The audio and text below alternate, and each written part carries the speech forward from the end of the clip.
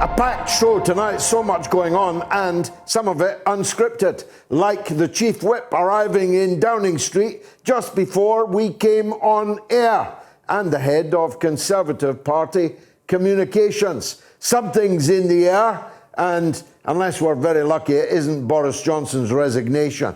It's much more likely that it's going to be a night of the long knives in Downing Street. A night of the long knives, and we can easily speculate as to who might be for the chop.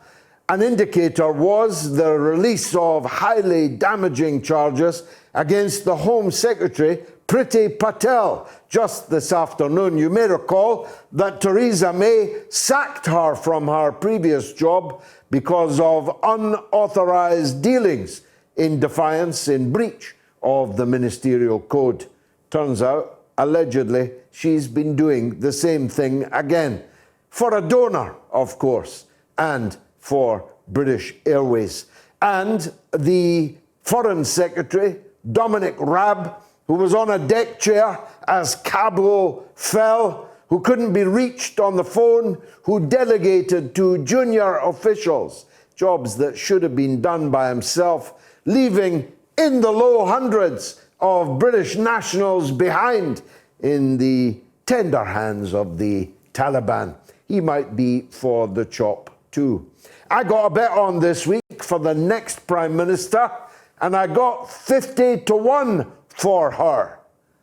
I'll tell you later who she is. But, of course, the big story of the week was the 20th anniversary of the mass murder on 9/11/2001. It was murder most foul.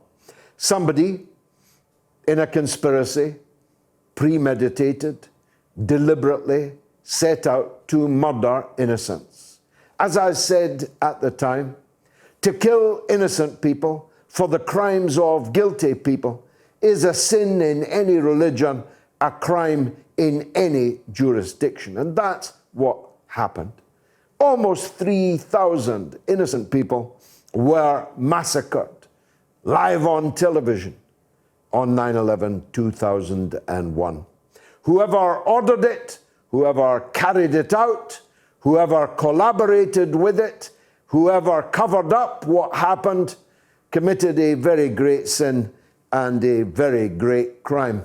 I have followed the story, of course, from the start. I saw the second aeroplane hit the Twin Towers live as it happened on television. I had started to watch after the first aeroplane with its fins sticking out of the building, when it was just possible, though unlikely, that some freak aviation accident had occurred. As I was watching, the second aeroplane flew directly at the Twin Towers and slammed into it. And before the building began to crumble, the presses were rolling in London, at The Guardian, in the days that I could write for The Guardian, with a piece by me, which began, remember, the 11th of September. And I made it clear then, as I do tonight, to the disappointment of many, that I was in no doubt then and am in no doubt now that the motivation, the inspiration for this act of mass murder emanated from the ranks of Al-Qaeda, from Osama bin Laden, and people with the mindset that he had already fully developed by the time of this great crime. That doesn't mean that nobody else is involved in the conspiracy. I'm perfectly persuaded that there was a conspiracy, and that was before the release, partial release, of heavily redacted papers by President Biden just this week, which demonstrate beyond contradiction that high officials in the Saudi Arabian regime were in close and continuing contact with some of the hijackers of the airplanes on 9/11.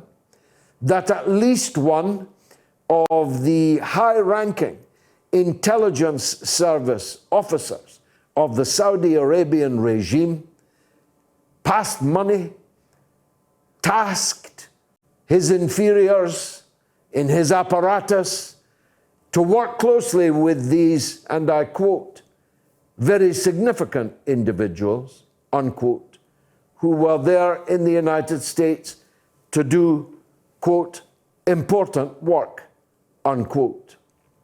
We now know what that important work was. So the first question that arises, if high officials within the regime of the dictatorship of Saudi Arabia were known at the time as a result of FBI investigations to have been involved in a conspiracy with people who later hijacked airplanes and flew them into American public buildings, killing thousands of people, why was the response not to target Saudi Arabia, but to target Afghanistan and then Iraq instead?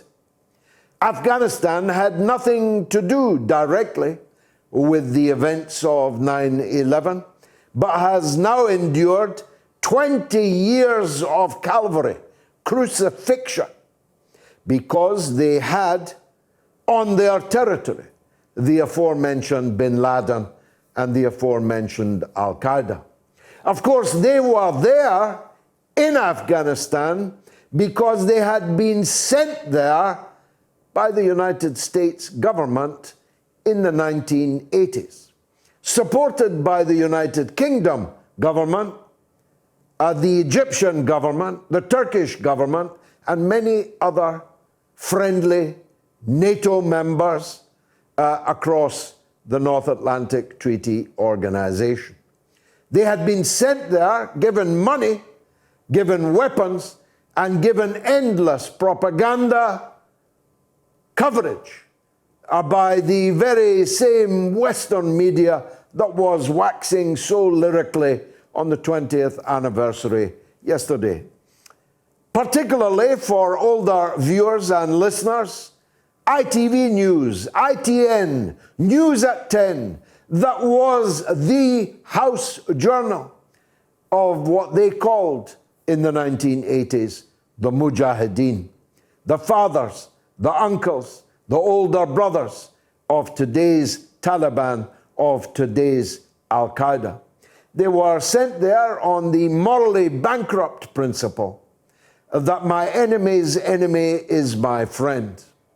Even though your enemy's enemy might be worse than your enemy, even though in building up your enemy's enemy, you are constructing a Frankenstein monster that will immediately, on construction, move beyond your control. Or perhaps not, always beyond your control.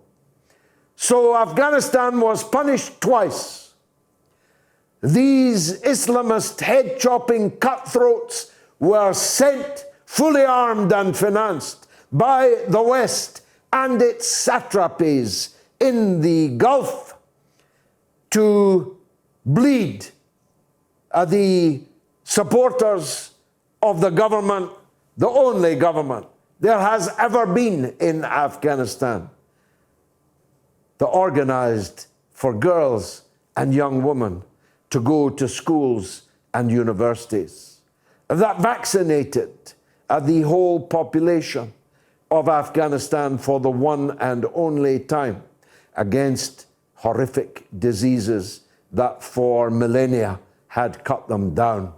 A government which brought into common ownership the feudal lands on which the Afghans had worked for millennia as serfs and slaves.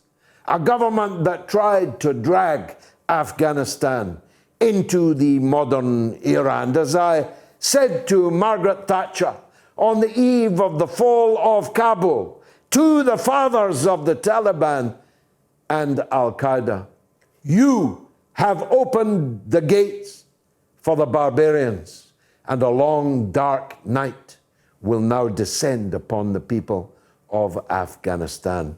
And so, of course, it did. The Afghans were punished twice. The Iraqis were murdered in their hundreds of thousands, after hundreds of thousands of them had already been murdered by the cruel, eviscerating sanctions regime that was killing Iraqi children before those children even knew that they were Iraqis, but were being killed for no other reason than that they were Iraqis.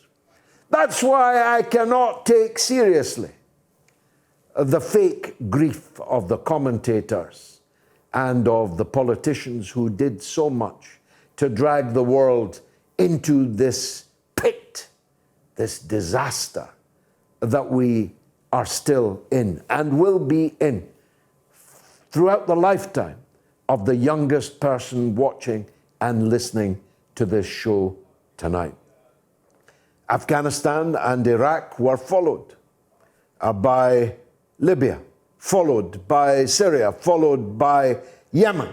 The thirst for war of these blood-sucking masters of war, masters, I said, though I could have said a word that sounds quite like it.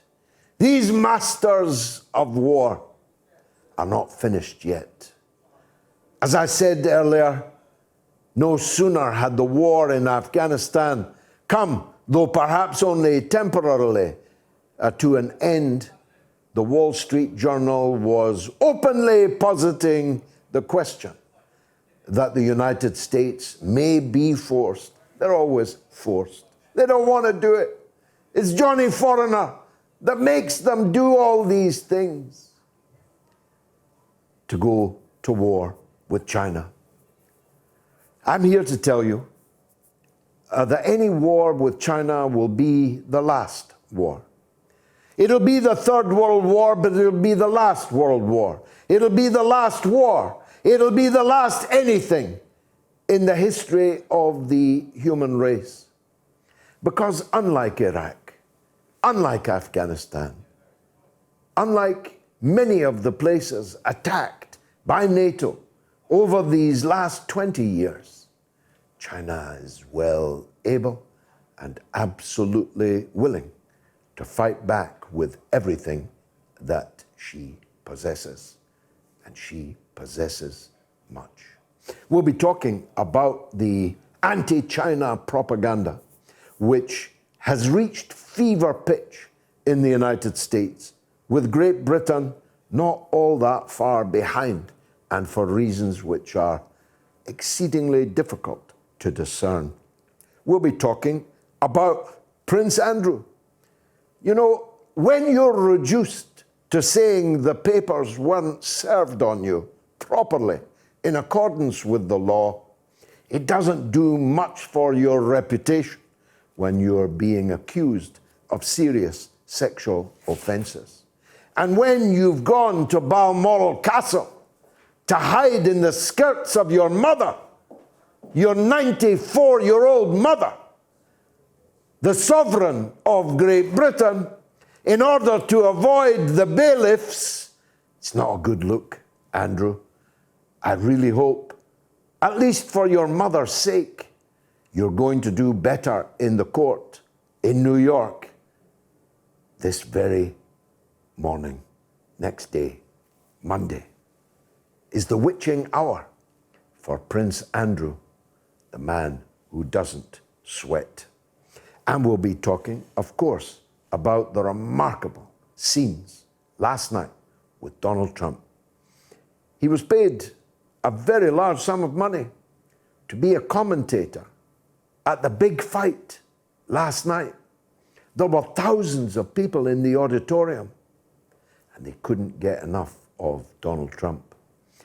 They were chanting 4 more years. They were roaring every sight of him, every sound of him. The working class, blue-collar America that go to these boxing events wants Trump. As did the firefighters in New York, it looked to me, as they posed in their hundreds around Trump, who didn't go and stand with the phonies at the memorial. He wasn't going to stand beside these hypocrites.